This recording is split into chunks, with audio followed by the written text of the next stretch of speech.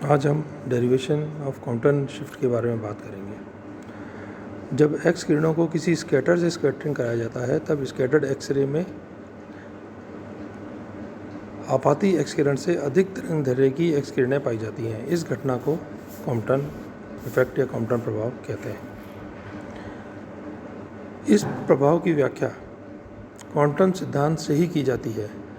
X किरण का energy packet या quanta, जिसे हम एक्स किरण फोटोन कहते हैं, लक्ष्य के इलेक्ट्रॉन से प्रकीर्णित होते हैं। एक्स किरण फोटोन एक कण की तरह व्यवहार करता है जो इलेक्ट्रॉन के साथ टक्कर में अपनी ऊर्जा क्षय करता है। इलेक्ट्रॉन द्वारा गतिज ऊर्जा लाभ फोटोन द्वारा ऊर्जा हानि के बराबर होता है। इस कारण प्रकीर्णित फोटोन की ऊर्जा आपाती फोटोन की ऊर्जा से कम हो जाती है। कॉम्पटन के अनुसार परमाणु के फोटोन लूज बाउंड व रेस्ट पर इलेक्ट्रॉन एक्स किरण फोटोन के द्वारा मुक्त इलेक्ट्रॉन के रूप में देखे जाते हैं। अतः जब निश्चित तरंगदैर्घ्य की एक वर्णीय एक्स किरणें के फोटोन को प्रकीर्णित करने वाले द्रव्य के लक्ष्य कुछ भी हो सकते हैं, या तो आप कार्बन या कोई भी हल्की धातु पर आपतित करते हैं तो फोटोन तथा इलेक्ट्रॉनों के टक्कर के कारण प्रकीर्णित विकिरणों में के फोटोन की तरंगदैर्घ्य लैम्डा डैश आपाती फोटोन के तरंगदैर्घ्य लैम्डा से अधिक पाई जाती है। जैसा चित्र में आप देख ही रहे हैं, एक फोटोन जो स्थिर पड़े इलेक्ट्रॉन से टकराता है तो टक्कर के पश्चात इलेक्ट्रॉन जो फाई एंगल बनाता हुआ वी वेग से चला जाता है और फोटोन जो है जिसकी एनर्जी एच न्यू डैश हो जाती है, जिसको अपन ई डैश से डिनोट करेंगे।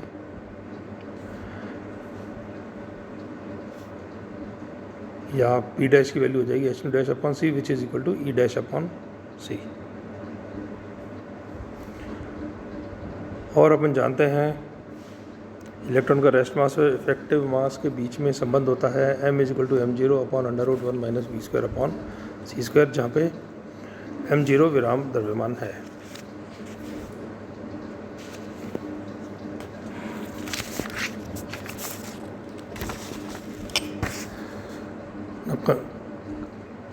संवेग और ऊर्जा के संरक्षण सिद्धांत से अपन कह सकते हैं कि p dash plus 0 is equal to P dash plus P, या P is equal to P minus P dash, या P square is equal to P square plus P dash square minus 2 P P dash cos theta, या this is equal to 1 upon E square plus E dash square minus 2 E dash cos theta.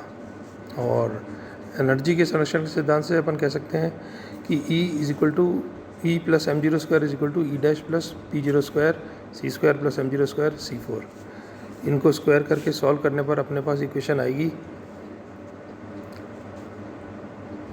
कि p square is equal to 1 upon c square E square plus E dash square minus 2 E dash plus 2 m0 C square E minus E dash.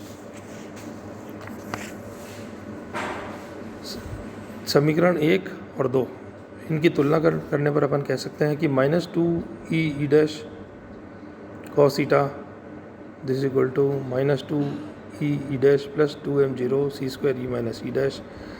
या इसको solve करने पर अपन कह सकते हैं कि 2 E dash into 1 minus cos theta is equal to 2 m0 square E minus E dash. Now we know that E is equal to h nu and E dash is equal to h nu dash. तो अब ये equation अपनी बन जाएगी 1 minus cos theta upon m0 C square which is equal to E minus E dash upon E dash, या 1 upon E dash minus 1 upon E is equal to 1 minus cos theta upon m0 C square, या lambda dash minus lambda is equal to H C upon m0 C square into 1 minus cos theta.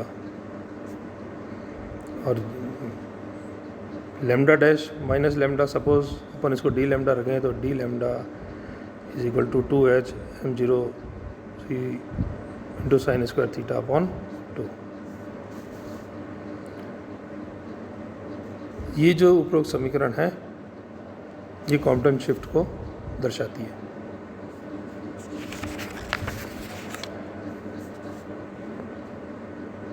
और इससे अपन ये conclusion निकाल सकते हैं कि D lambda is greater than lambda. D lambda Compton shift incident radiation की frequency पर निर्भर नहीं करता है, यह केवल स्कैटर एंगल पर ही निर्भर करता है। और यदि थीटा इज इक्वल टू 0 हो जाए तो D lambda is equal to 0, that means lambda dash is equal to lambda. यदि theta is equal to 90 degree तो D lambda is equal to h upon m0c, and यदि theta is equal to 180 degree then D lambda is equal to 2h upon m0c which is equal to 0.48 angstrom. अर्थात scatter angle 0 से 180 degree के परिवर्तन में तरंगदैर्घ्य के मान में 0.048 angstrom के मान पर वृद्धि हो जाती है। Thank you.